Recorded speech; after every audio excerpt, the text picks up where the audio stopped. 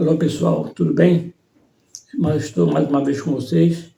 Eu vou agora, nessa aula, começar o curso de Física, né? Fazer a introdução da Física para vocês.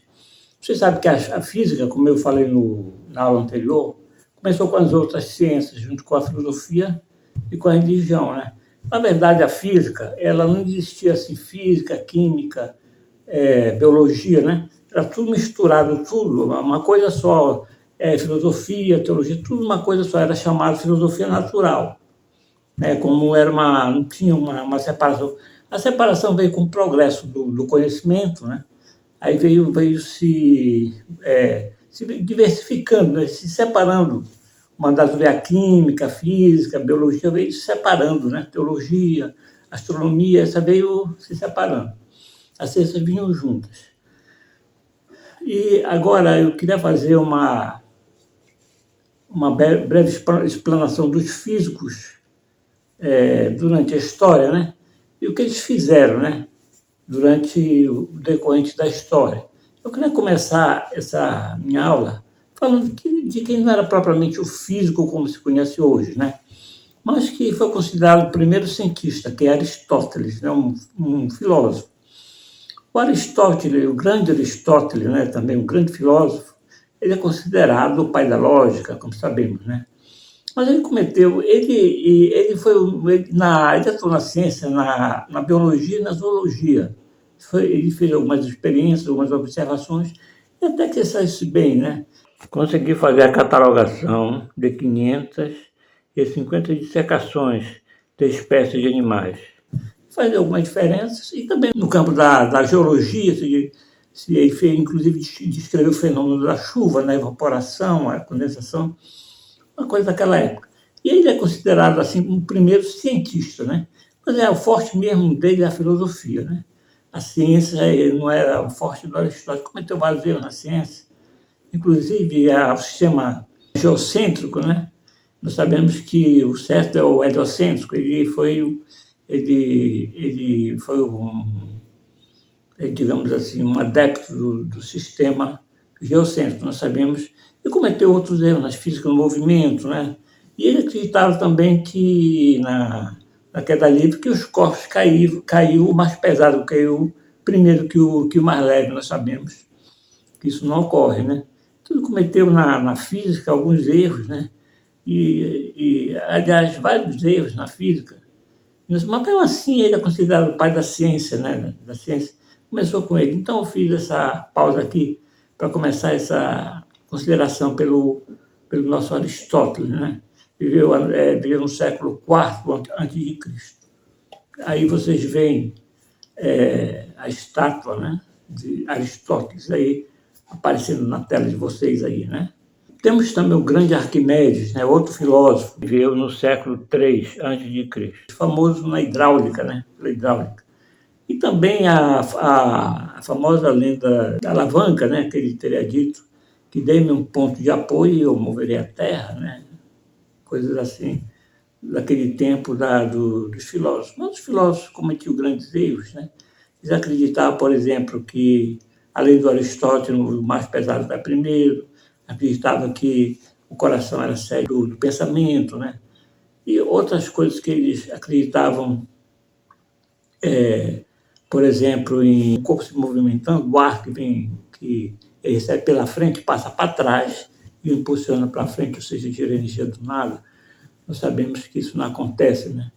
Eles se movem porque o corpo posto em movimento, sob a ação de uma força, ele se movimenta em movimento de uniforme, até que uma força contrária, né, o pare, né? Isso aí a gente sabe disso. Hoje em dia o ar não passa para trás e empurra, porque isso aí, inclusive, é um absurdo, né? Mas o Aristóteles, né, que não era filósofo, não era cientista, né, não era físico, ele fez como nós conhecemos hoje, ele teorizou isso, está errado. O primeiro foi todo mundo pensa que foi o Galileu que fez essa observação, noção científica a respeito disso, mas foi o primeiro, Leonardo da Vinci. Depois veio o Galileu, né? O Leonardo da Vinci fez antes, né? E realmente todo mundo pensa que primeiro foi o Galileu que descreveu a lei do movimento, mas foi Leonardo da Vinci. Apenas o Galileu fez melhorar, né?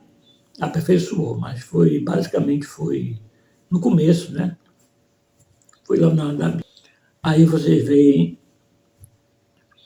a estátua de Arquimedes, né? A seguir vem Nicolau Copérnico, né? Nicolau Copérnico, ele era polonês, né? O Aristóteles e o Pitágoras, eles eram gregos, mas o Copérnico, Nicolau Copérnico, ele era de origem polonesa, né?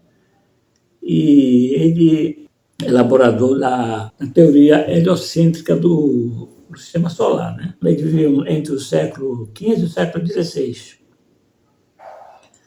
Bem, na verdade, o grande teórico do sistema geocêntrico foi Aristóteles, mas depois um outro filósofo chamado Aristarco, né?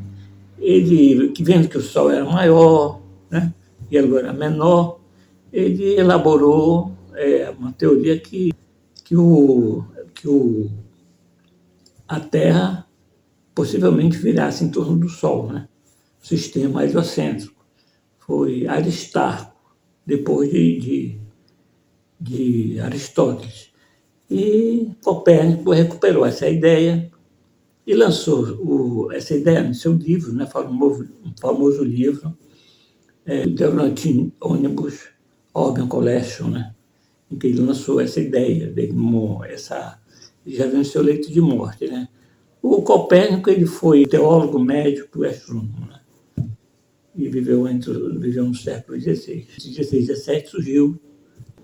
O Galileu estudou o movimento, né, como nós sabemos, e ele nasceu em Florença, né, lecionou na faculdade de Pisa, né, e é dele a famosa experiência da Torre de Pisa, né, em que ele solta dois pesos, né, um maior menor, um de maior, mais pesado menor, e eles caem lá de cima, chegam ao mesmo tempo. Isso é uma lenda, né? Evidentemente não se sabe se existe, mas ele foi um grande estudioso e ele tinha certa predileção pela discussão, tinha uma personalidade irritadiça, né? Ele enfrentou a Igreja Católica e foi o primeiro a usar uma lunita. Ele não foi inventor da lunita, né? Um outro cientista inventou a lunita, ele apenas aperfeiçoou antes deles,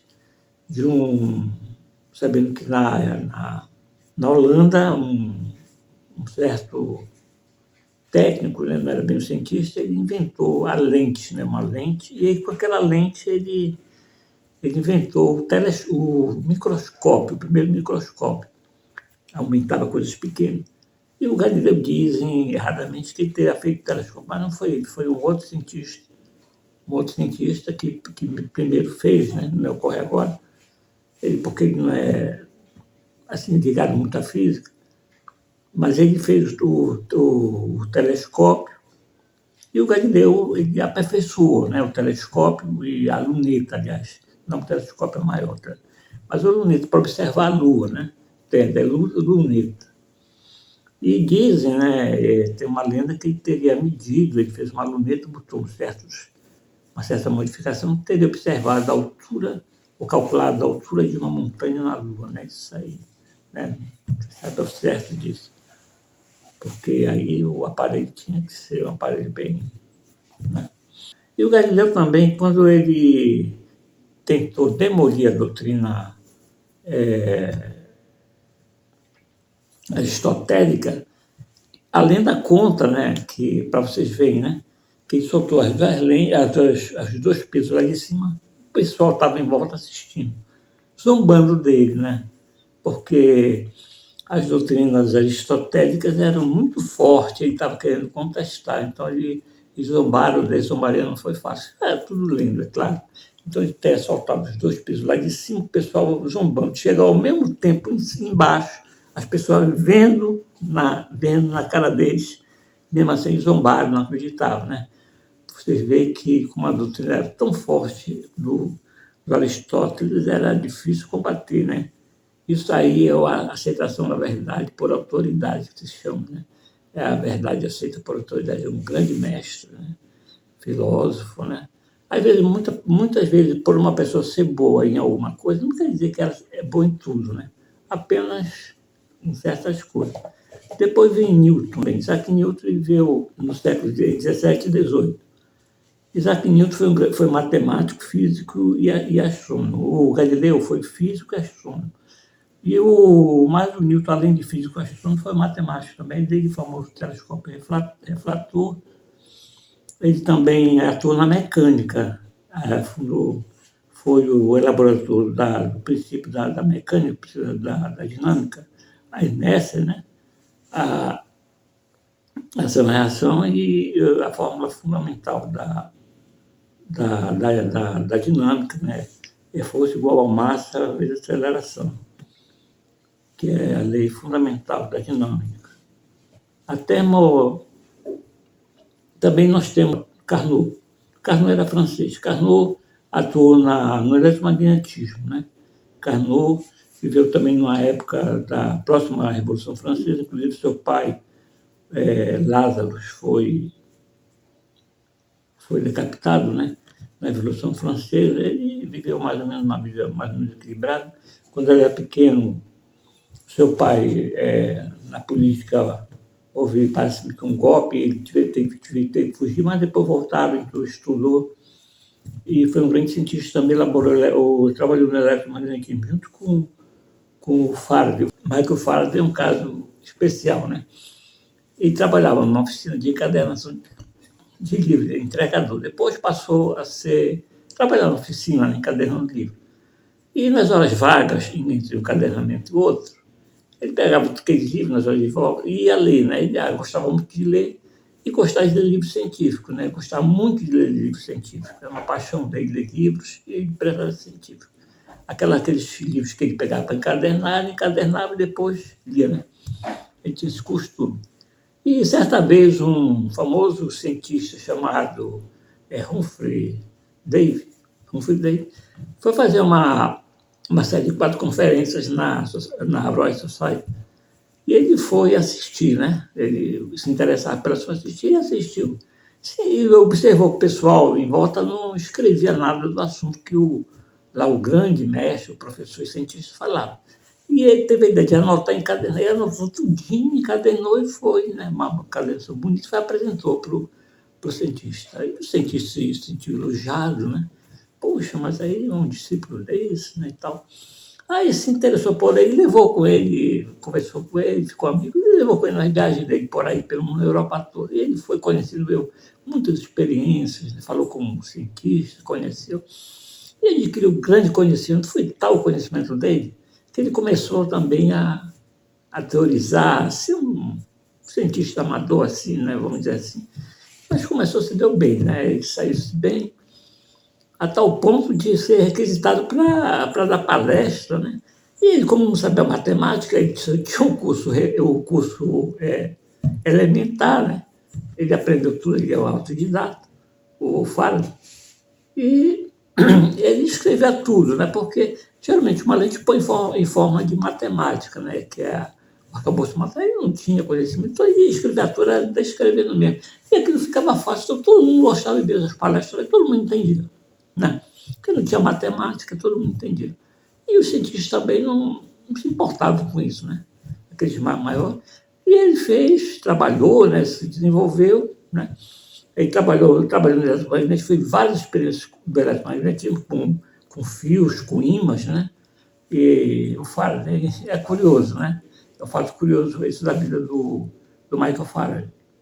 E também ele começou pobre, terminou pobre, né? Porque não quis, ele inclusive era protestante, se casou com uma moça protestante, chegou a ser ancião da igreja dele, mas não se interessou mais assim em ser rico. Mas ele fez muito trabalho, foi importante. O Faraday é medida de capacidade de capacitor, né? Capacitor Faraday, microfaraday, picofaraday. Medida de capacitância, né? Medida de capacitância. Usada para medir a capacitância de capacitores. Faraday, interessante essa vida do Faraday.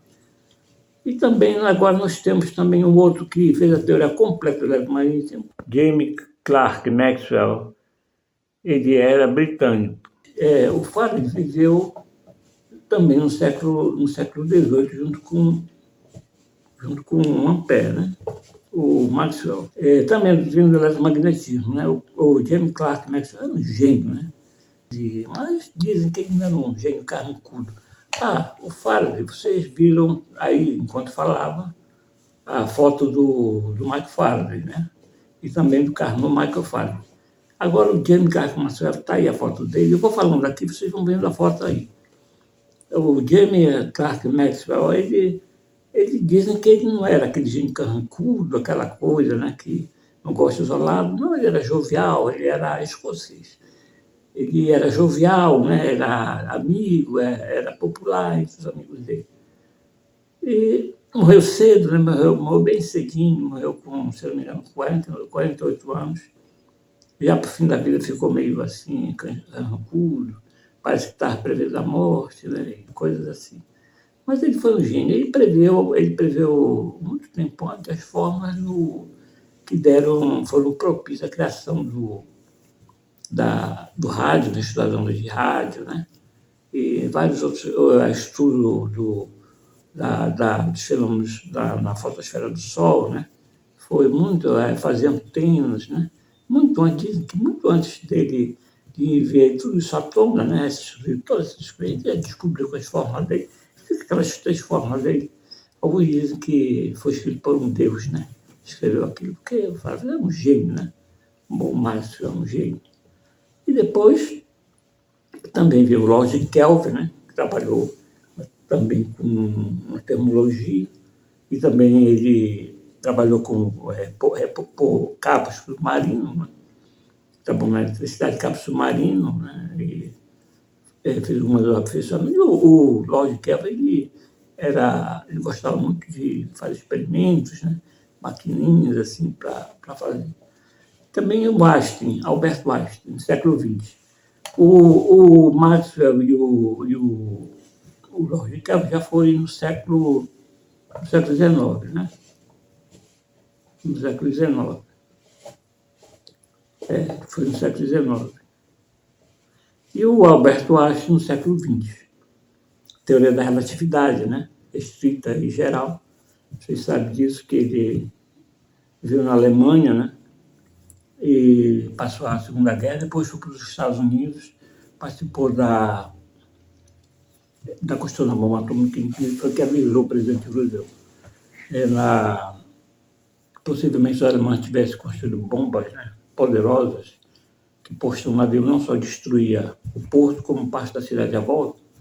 Levou o Roosevelt a liberar 5 bilhões de dólares para a construção da bomba atômica, aquela coisa dele para jogar na Alemanha. Aí não foi jogado na Alemanha porque a guerra acabou logo, foi jogado no Japão porque a guerra está se programando muito, né? Morreu muita gente, ele veio dar um basta. Coisas tristes, né, que acontecem na história. Inclusive, depois o Einstein saiu, ele e outros cientistas pelo mundo de estar contra a guerra, né? Falar contra a guerra. E, por fim, Max Planck. Max Planck também é a teoria dos pontos, né? Max Planck, ele teorizou que se a matéria é descontínua também, a energia também seja descontínua. Max Planck, a teoria dos quantos, né? Bem, pessoal, eu encerro minha aula aqui, né? A aula já vai tarde. E aguardo vocês na próxima aula, tá? Então, até logo. Por aqui, até mais.